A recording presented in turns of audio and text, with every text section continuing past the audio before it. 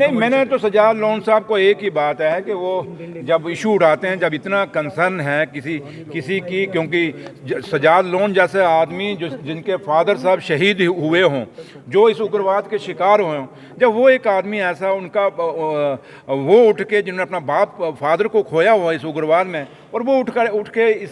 इतने बड़े serious concern को बड़ा लाइटली ले रहे थे और उसमें भी सियासत खेलने की कोशिश की, तो मुझे लगा कि सजाद लोन साहब जो है वो कहीं ना कहीं अपने फादर की भी इंसल्ट, उसकी शहादत को भी इंसल्ट कर रहे थे, क्योंकि वो भी तो इस सिक्योरिटी लैब्स के बलि चढ़े थे। तो लिहाजा मैं तभी कहा, मैंने कहा आप ये तो कह रहे हो भैया कि भाई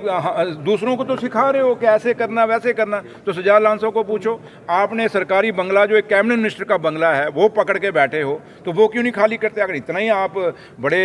दानवीर हो और इतने ही बड़े असूली हो तो भैया वो छोड़ दीजिए कमरा। परसों ही आप कह रहे थे कि महबा जी को बड़ा मकान चाहिए, तो आप वाला ही हम महबा जी को अलाट कर देंगे ताकि ये महबा जी के मकान का मसला भी हल हो जाए, क्योंकि महबा जी एक सीनियर पॉलिटिशियन हैं, एक लीडर हैं, तो लिहाजा उनको बड़े क्योंकि सजाद लोन साहब ने खुद कहा वहाँ कि महबा जी को छोटा बंगला दिया गया, तो अब बड़ा बंगला आपने मान लिया है, तो हम बड़ा बंगला क्योंकि हमारे पास है नहीं, और जम्मू में भी 2-3 हैं बड़ी बातें करते हैं, उनके पास भी हैं, एक गांधीनगर में भी है जो बीजेपी का एक साहब का अध्यक्ष रहा हुआ है, उसने भी नाजायज कब्जा मारा हुआ। ये नाजायज कब्जों वालों को बोलिए खाली करिए, खाली प्रवचन मत करिए। आपको वाई प्लस कैटेगरी की सिक्योरिटी होती है जिसमें पीएसओ रेजिडेंशियल गार्ड होते हैं, जो हम सिक्योरिटी एस्कॉर्ट प्रोवाइड कर रहे थे वो एक एडिशनल कवर था, लेकिन फोर्सेस जो क्योंकि इलेक्शंस में चली गई हैं इसलिए उसे विड्रॉ किया गया। देखिए अब पुलिस के लोग क्या कहते हैं मैं उस डिबेट में नहीं जाना चाहूँगा, लेकिन पुलिस को देखना पड़ेगा, समझना पड़ेगा और सोचना पड़ेगा। अब मैं यहाँ कुछ बातें कहूँगा तो आपके सामने फिर डिबेट बन जाती हैं। ऐसे लोग हैं जिनकी अथराइजेशन नहीं है,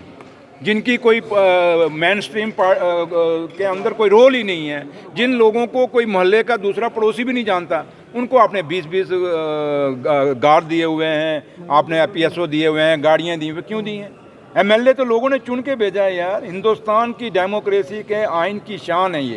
ये डेमोक्रेसी का उस झंडे को उठाए हुए रखे हुए हैं ये लोग, चुने हुए नुमाइंदे हैं। आप इन पे क्या राजनीति है? जो अगर पुलिस वाला कोई देता भी है बयान तो बचकानी बयान दे रहा है, सिर्फ चमचागिरी कर रहा है और कुछ नहीं है, अपनी स्किन बचा रहा है। भैया इससे पहले भी तो स्टेटों में कितने, पंजाब में कितने स्टेटों में जम्मू कश्मीर की पुलिस जाती थी, इलेक्शनों की ड्यूटी पर जाती थी, तो क्या आप लोगों की जान को रिस्क में डाल के उनको वहाँ से भेजते थे? क्या विड्रा करके भेजते थे? आपके पास इतनी पुलिस है, और ऐसे ऑफिसर हैं जो पुलिस के जो आज रिटायर हो गए हैं, जिनको वहाँ कोई मोहल्ले वाला नमस्ते करके राजी नहीं, उनको आपने इतनी बटालियाँ दी हुई हैं, इतने पीछे, उनसे भी विड्रा क्यों नहीं करते आप? ये पुलिस वाले जो रिटायर्ड पुलिस वाले हैं, कितने डीजी हैं, कितने इनके आईजी हैं, कितने डीआईजी हैं, कितने एसएसपी हैं, उनसे क्यों नहीं विड्रा करते? उनका भी तो विड्रा करें। आज भी उनके नौकर चाकर सब पुलिस वाले हैं, तो इसलिए अगर बात करने पे जाएंगे तो हम भी बड़ा कुछ कह सकते हैं, लेकिन हम देखिए मैं एलजी साहब से रिक्वेस्ट करूंगा वो खुद इंटरवीन करें, ये पुलिस वालों की बातें मत सुने। एलजी साहब खुद अपना, क्योंकि वो बेशक आज लेफ्टिनेंट गवर्नर लेकिन एक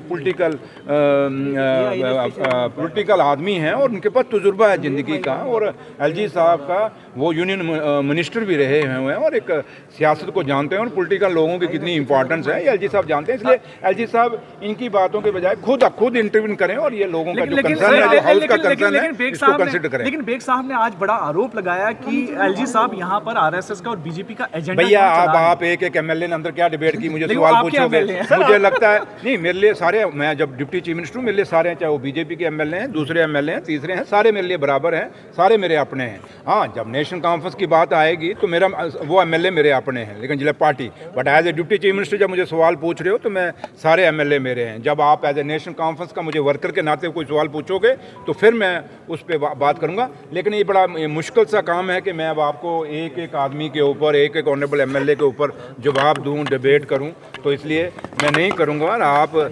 ज़्यादा चालाक बनते, मैं आपसे ज़्यादा चालाक